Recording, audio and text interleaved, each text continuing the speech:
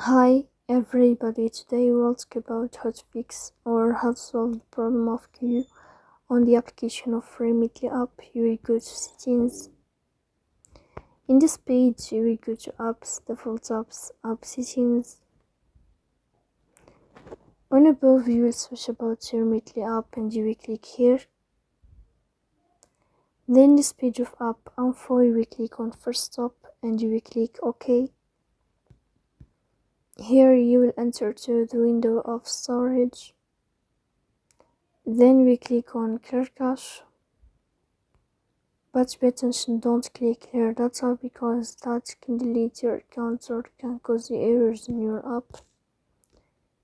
Here you can turn on your airplane mode and you can turn off your airplane mode again to fix that problem.